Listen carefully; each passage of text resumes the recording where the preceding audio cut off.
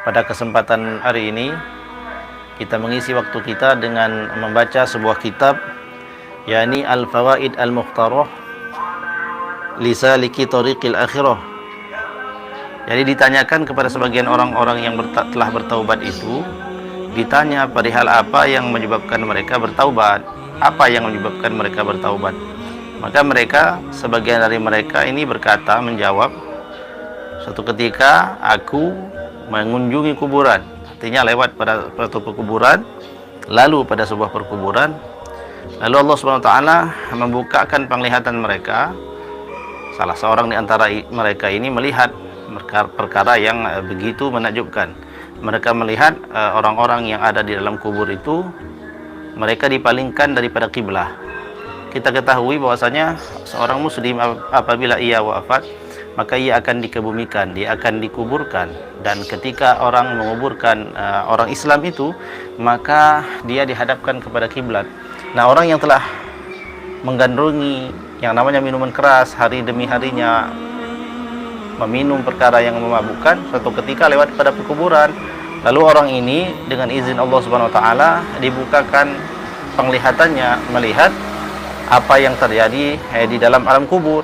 Ternyata sebagian di antara penduduk kubur itu dipalingkan Allah daripada kiblah.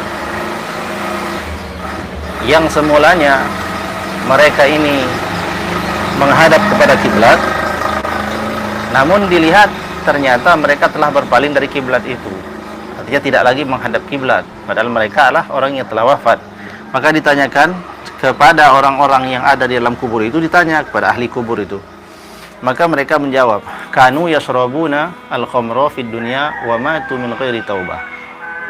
Mereka itu di antara orang-orang yang dipalingkan Allah Subhanahu wa taala, naudzubillahi min zalik, daripada kiblat itu adalah mereka yang ketika mereka hidup senantiasa meminum khamar, yakni barang yang memabukkan, wa matu min ghairi taubatin, lalu kemudian mereka wafat atau mati belum sempat bertaubat kepada Allah.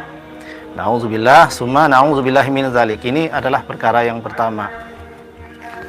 Kemudian yang kedua, riwayat daripada Imam Fudail bin Iyad. Imam Fudail bin Iyad ini adalah seorang imam yang sangat terkemuka, seorang imam yang sangat terkenal, seorang soleh, seorang wali Allah Subhanahu wa taala.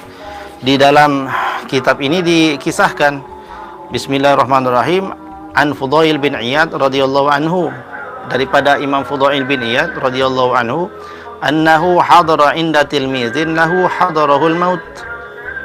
Bahwa satu ketika Imam Fudail bin Iyad ini hadir pada salah satu sisi daripada seorang murid yang hampir saja meninggal dunia. Artinya sudah naza, orang yang sudah mendekati kepada sakaratul maut. Maka Imam Fudail bin Iyad ini hadir di sisi orang tersebut.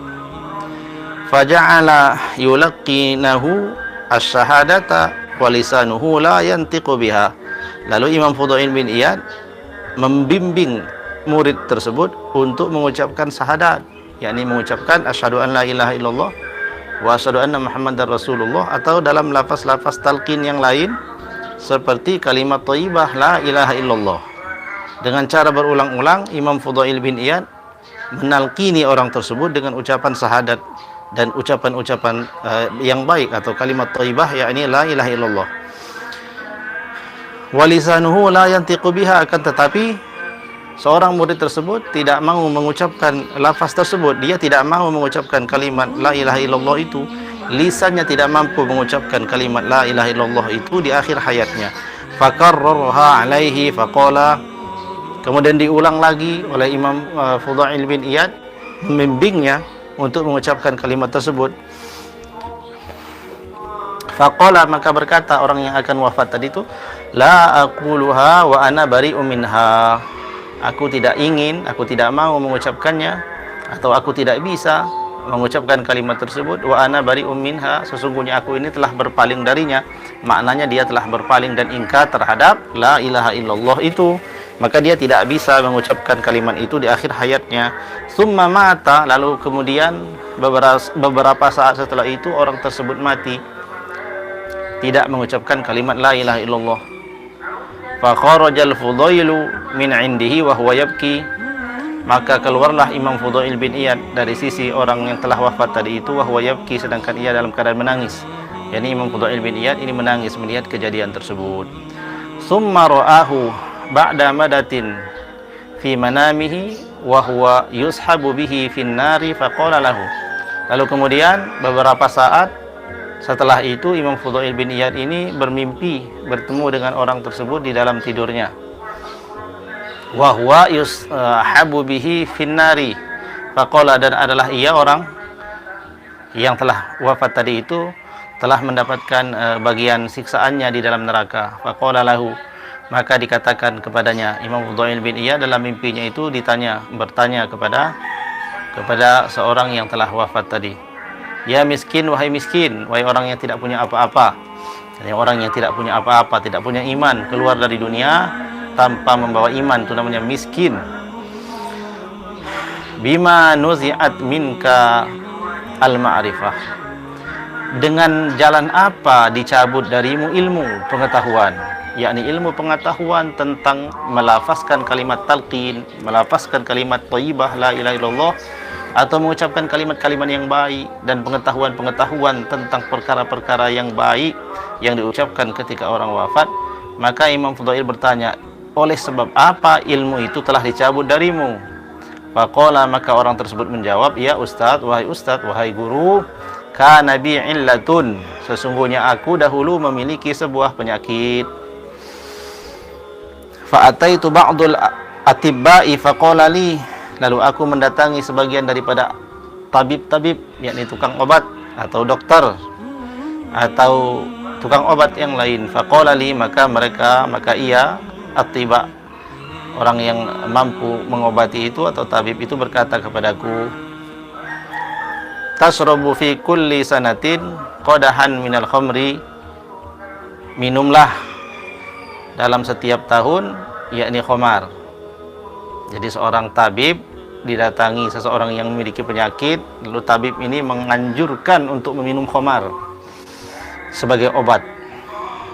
Wa illam taf'al tabqa bika illatuka, apabila engkau tidak melakukannya, yakni tidak minum khamar itu, maka akan kekallah penyakit itu padamu. Maknanya tidak akan sembuh penyakit itu kalau kamu tidak minum khamar. Demikian kalau kamu tidak minum khamar atau minuman keras. Demikian daripada arahan seorang tabib itu. Fakuntu srabuha, lalu aku meminumnya, maka aku termasuk orang yang taat pada dukun yang menganjurkan orang meminum khamar itu.